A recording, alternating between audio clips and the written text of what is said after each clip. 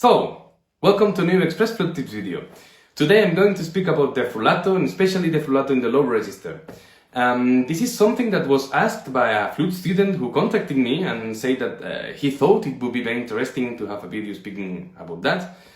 And I also think it's interesting also because then I can speak also about another use I find or I think it's useful to practice with Frullato, and I will explain that later.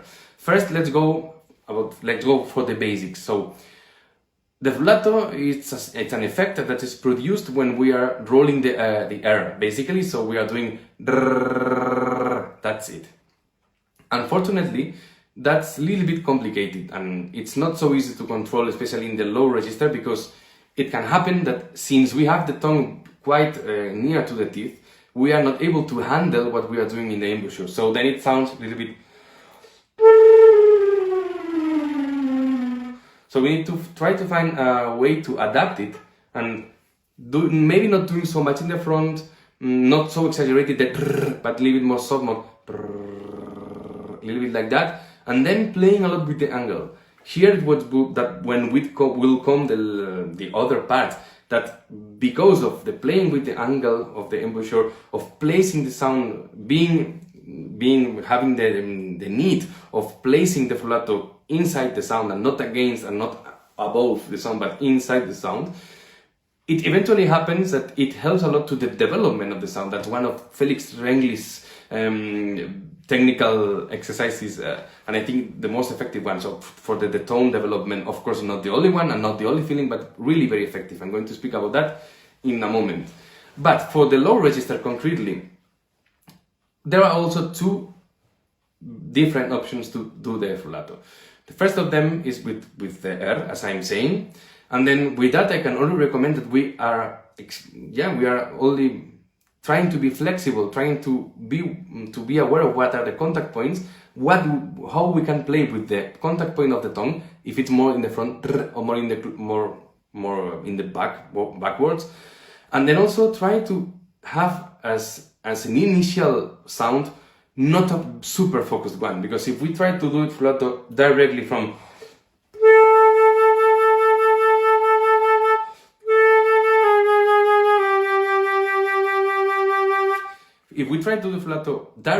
with this kind of sound, the space we have is closer, it's more close, it's more little, and then that's when the cracks are going to happen.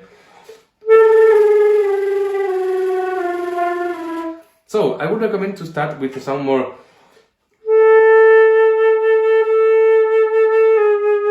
So we are a little bit more open and we try to place the Frullato inside that.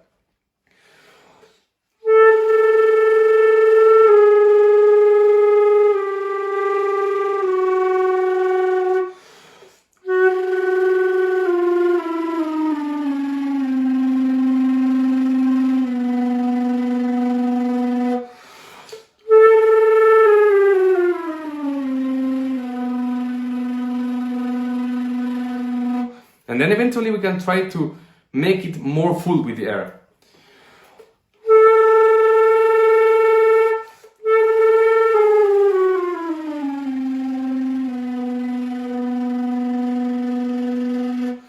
I realize that I don't have to press with the lips, because otherwise it's very risky with the tongue rolling like this, that it sounds a note, no? And then when I play with a Frullato, eventually the sound also, it's more rich, so it's.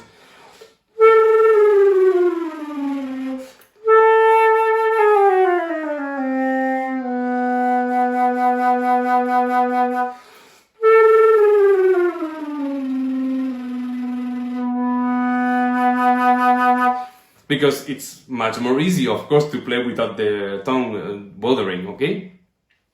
So I think that at least it's needed to be able to make the note sound. Then I have to be honest, if I needed to do an effect in a piece or something that needed to have Frullato in a low register, I would not use maybe the drrr technique, but the throat one, which is doing it like. This is a little bit tricky or can be dangerous. A lot of flutists do it as well for the same reason, because then we don't have the tongue there and it doesn't bother so much. So we sound like this.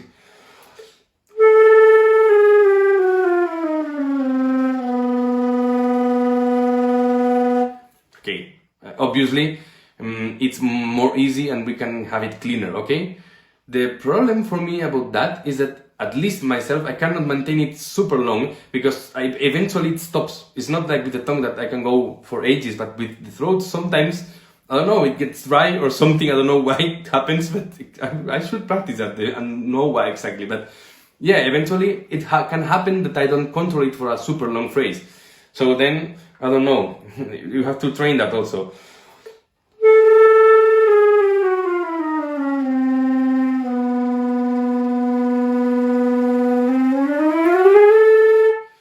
Yeah, but that would be my recommendation. So to try to be able to have this other tool of this with the throat, because yeah, for some concrete excerpts when we want to be more clear, as I have said, it can be more efficient. And now, just what I was saying about the development side or the development tool of the Frullato, it's basically also what I have showed in the low register. No, that by doing that, we are training where are the limits of the placement with the embouchure, with the angle, etc.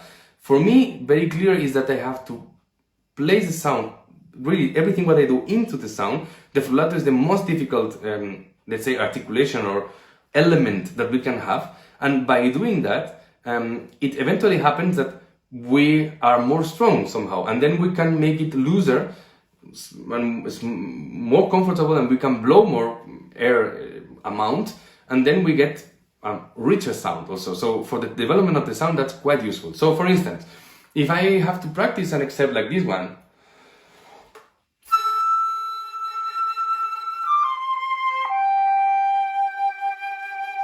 for me the problem of these excerpts are trying to have a very rich sound but not pressing too much in the lips, so that it doesn't sound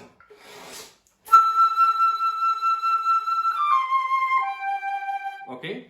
So in order to practice this feeling, I do it with Frullato. That's what Frederic also recommends and does a lot. So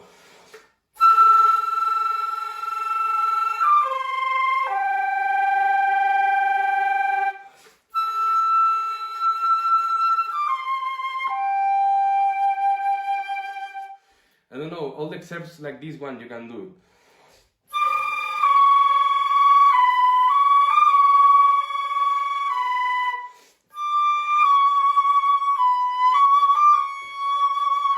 And also for technical excerpts, especially for the ones that are, I don't know,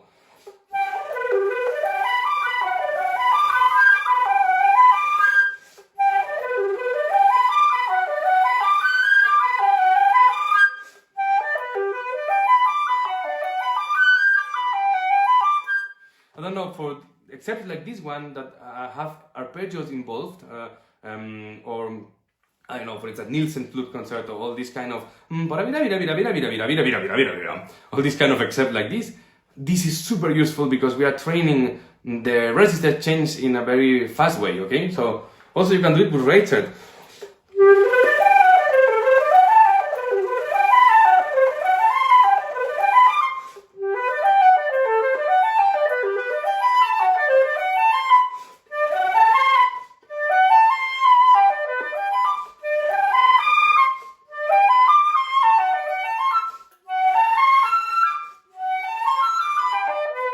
I don't know, for me that's really useful. I always do it for finding myself more easy, I don't know, Enesco.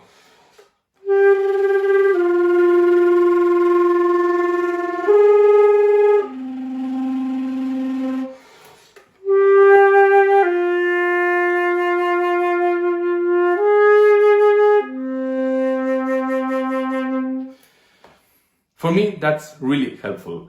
I hope it was also for you, and see you next video. And please do feel free to write me and to propose me some topics in order to speak, because I received another one that I'm going to record in the next weeks.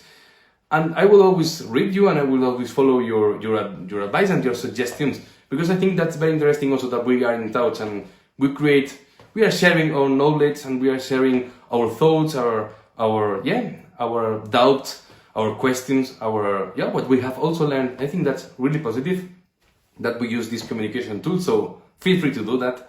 and see you next time. Ciao.